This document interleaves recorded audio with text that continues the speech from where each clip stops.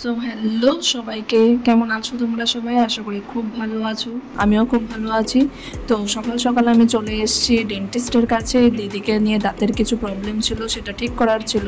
তো আমি ভাবলাম এই জিনিসটা তোমাদেরকে দেখাই। দেখো, পুরো চেম্বারটাই কিন্তু ডিফারেন্ট গানের আইডল দিয়ে ভর্তি ছিল। এখানে একরকম আইটেল তুমি দ্বিতীয়টা পাবে না, এটা একটু অন্যরকম ছিল, তাই তোমাদের সাথে শেয়ার করলাম, তোমাদেরকেও একটু দেখিয়ে দিলাম। আর এই যে আমি আর দিদি এখানে ওয়েট করছি ওকে টাকার জন্য। Thousands of tears later. তো ডেন্টিস্টের কাছ থেকে কাজ শেষ করে আমরা চলে আসলাম একটু হেয়ার কাটিংয়ের জন্য। দিদি তো হেয়ার কাটিং করাচ্ছিল। তারপর আমরা চলে গেলাম পাশের একটা শপিং মলে, যেখান থেকে দিদির একটু কিছু শল আর কিছু হাবিজাবি কেনার ছিল। তো ভাবলাম যাই সব কাজগুলো করে আসি।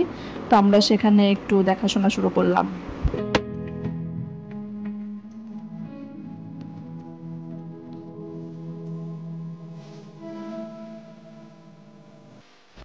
তো আমাদের হেয়ার কাট হয়ে গেছে, আর তারপর আমরা মলে এসে অনেক ঘুরছি একটা দোকানের জন্য, কিন্তু সেই দোকানটা কোথাও খুঁজে পাচ্ছি না।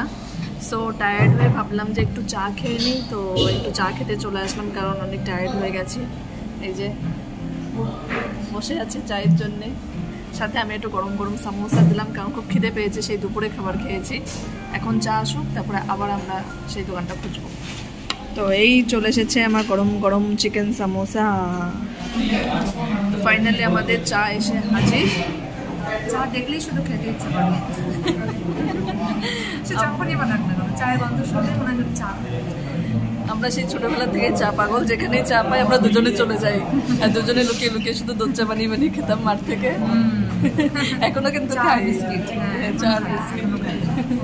তো আজ 10 বছর পরে একসাথে আমার চা। তো আমাদের সমস্ত কাজ শেষ করে আমরা আবার রুমের দিকে যাচ্ছি, যেতে যেতে বেশ সন্ধে হয়ে গেল। তো তারপর আমরা একটু ফ্রেশ হয়ে রেডি হয়ে আবার চলে আসলাম মন্দিরে, কারণ মায়ের সাথে দিদির একটু মন্দিরে আসার খুব ইচ্ছা ছিল। আর কাল মার কিমোথেরাপি, তো আমরা ভাবলাম যে কিমোথেরাপির আগে একটু যাই, ঠাকুরের দর্শন নিয়ে আসি, মারও খুব ইচ্ছা ছিল। তো আমরা রেডি হয়ে ঝটপট চলে গেছি পাশের তিরুপতি মন্দিরে।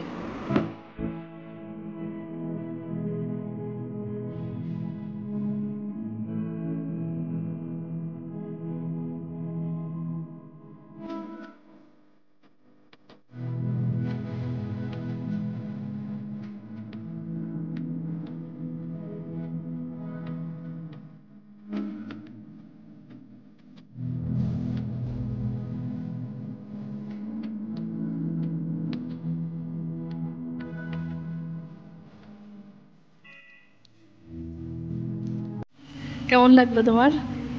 ভালো লাগলো, আমার মেয়েরা আমাকে নিয়ে এলো মন্দিরে পুজো দেওয়ার জন্য। খুব ভালো লেগেছে, মনে লেগেছে, ঠাকুর মশাই খুব ভালো করে পুজো দিয়েছে। কালকে কিমোথেরাপি, তার জন্য আজকে মার কিমোথেরাপি, তার জন্য আজকে এলাম। মেয়েরা সবাই এলো, সবাই আমার জন্য প্রে করলো। তো এটা বাড়ির পাশে আমাদের একটা ছোট মন্দির, সেখানেও আমরা একটু দেখা করে গেলাম। এখানে মহাদেব আছে, নন্দী আছে, তো সবার সাথে দেখা করে গেলাম।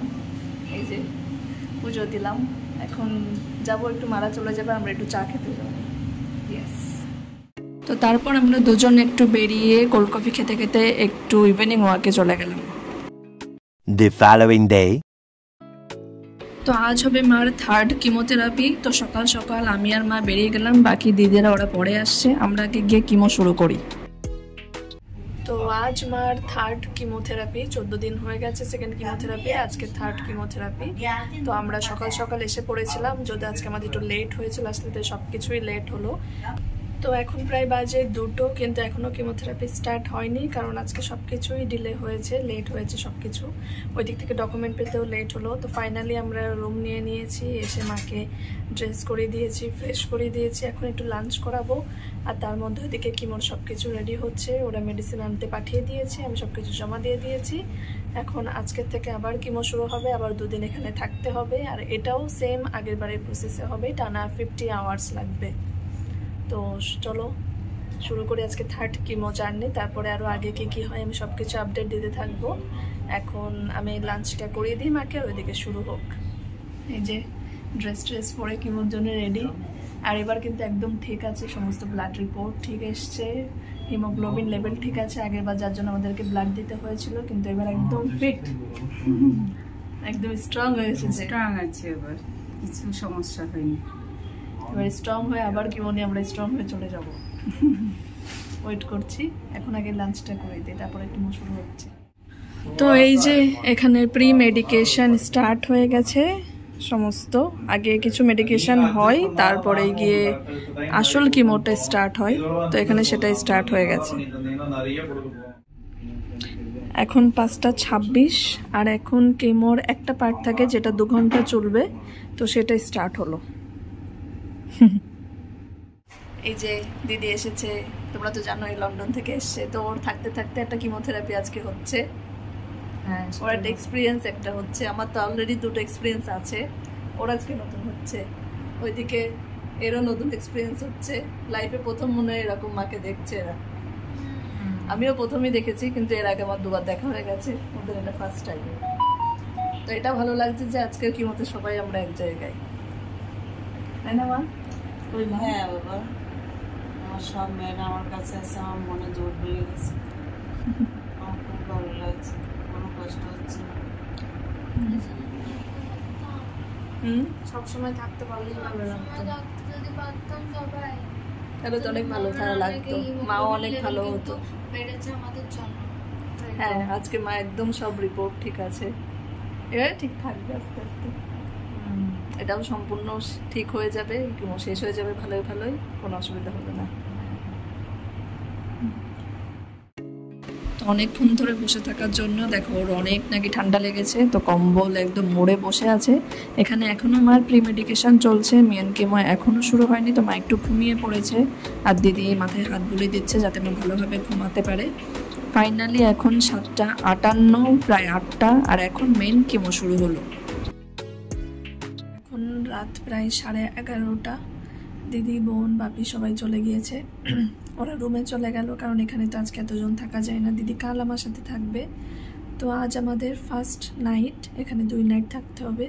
তো প্রথম নাইট মাকে ডিনার করিয়ে দিয়েছি, কিমো চলছে, আমিও ডিনার করে ফ্রেশ হয়ে নিয়েছি, এখন আমি শুতে যাচ্ছি। তো আজকে এখনও অবধি টাইম তো বেশ ঠিকঠাকই গেল, কোনো রকম অসুবিধা হয়নি, মা ঠিক আছে, খাওয়া দাওয়া করছে, সব কিছুই ঠিক আছে। এখন বাকি টাইমটুকু ভালো ভালো কাটলে বাঁচি। তো দেখা হচ্ছে সকালে। তো সকাল সকাল দিদি নিজের হাতের চা নিয়ে হাজির। চাটা যে কি সুন্দর হয়েছিল তোমাদেরকে কি বলবো, সকাল সকাল একটা ভালো চা পেয়ে আমার মনটা একদম ভালো হয়ে গেল। তো আজ সেকেন্ড ডে, আর এখন সন্ধ্যে 7:01। এখন সেই ফার্স্ট কেমো শেষ হলো, এখন আবার একটা নতুন ব্যাগ হলো। এই 50 ঘন্টাকে হাফ হাফ করে দেয়, সেই হাফটা শেষ হয়েছে, আবার হাফটা এখন শুরু হলো। সো হ্যালো, আজ কিমোর 3rd ডে। আজ কিমো শেষ হবে সন্ধেবেলা।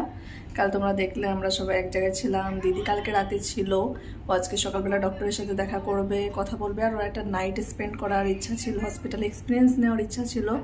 তো তার জন্যে কালকে ও রাতে এখানেই ছিল।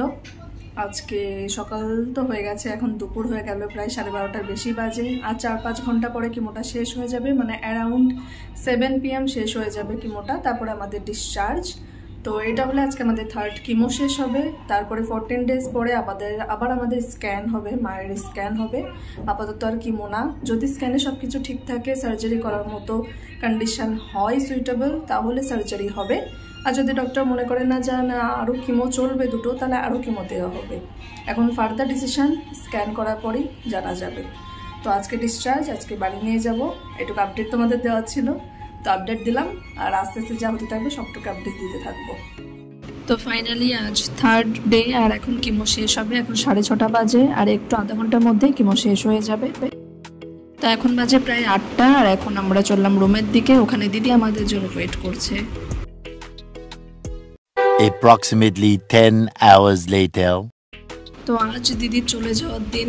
তো চলে যাওয়ার আগে মা একটু দিদিকে নিজের হাতে একটু সিঁদুরের টিপ পরিয়ে দিচ্ছে। তো সময় এসেছে টাটা গুড বাই বলার। এখন আমরা এয়ারপোর্টের দিকে যাচ্ছি, দিদিকে ড্রপ করতে যাচ্ছি আমি। আজকে মানে দেখতে দেখতে আমাদের 14টা দিন শেষ হয়ে গেল। টাটা গুড বাই বলার টাইমটাই অনেক খারাপ লাগে। টাটা কেন বলতে হয় জানি না, আমাকেও 5 বছর বলতে হয়েছে, ওকেও আবার টাটা বলতে হচ্ছে। এই টাটা বলাটাই মেনে নেওয়া যায় না। সব থেকে কঠিন সময়, যদি দেখা করে এই সময়টা এত ভালো লাগে, আশা আর এবার চলে যাওয়ার সময়টা বড্ড কঠিন। আর ওই সময়টার জন্য হয়তো বেশি খারাপ লাগছে, কারণ এটা একটা টাইম আর আমরা সব একসাথে ছিলাম, তো সময়টা একটু স্মুথ হয়ে গেছিল সিচুয়েশনটা। সবাই একসাথে বেশ মানে কঠিন সময়টাও যেন হাসি মুখে পার করে দিচ্ছিলাম, এরকম একটা লাগছিল। এখন আবার কোথায় চলে যাচ্ছি, বাট হোপ যে আমি আবার তাড়াতাড়ি আসবো, সবার সাথে আবার তাড়াতাড়ি দেখা হবে। হ্যাঁ, আবার খুব তাড়াতাড়ি আসবে, সবার সাথে দেখা হবে, জার্নি ভালোভাবে কাটুক, সব পার হয়ে যাবে, সব কিছু ভালো হয়ে যাবে, সব আবার ঠিক হয়ে যাবে। হ্যাঁ, সব ঠিক হয়ে যাবে। আমি ওকে ড্রপ করে দিয়ে আবার চলে আসবো। হ্যাঁ, অনেক ট্রাফিক, অনেক লেট হয়ে হ্যাঁ, যাচ্ছে। আমাদের লেট হয়ে যাচ্ছে, আমরা এখন এয়ারপোর্ট পৌঁছাতে পারিনি, আমাদের আধা ঘন্টার রাস্তা প্রায় 1 ঘন্টা লেগে যাচ্ছে। এখন তাড়াতাড়ি পৌঁছাতে পারলেই হলো, নাহলে আমরা লেট হয়ে যাব আরও বেশি। তো ফটাফট পৌঁছাই, আর টাটা। বাই বাই আমার সোনা, আর এখন বাই বাই পরে দেবো। তো চলো, অনেক কষ্টে আমরা পৌঁছে গেছি ফাইনালি এয়ারপোর্ট। হ্যাঁ, অনেক কষ্ট, এত ট্রাফিক, আমাদের 1 ঘন্টার উপরে টাইম লেগেছে, টাইম লাগবে। এখন ওকে জলদি জলদি যেতে হবে। Final tata, final bye bye, আবার দেখা হবে খুব জলদি। আমার সোনা বলেছে, আমার সোনা। চলো বাই, তোমাদের ব্লগে আবার আসবো পরে, আবার আসবো, টাটা বাই।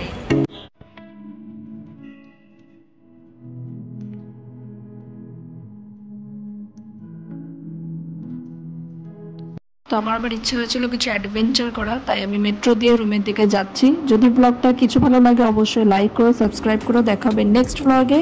তো টাটা।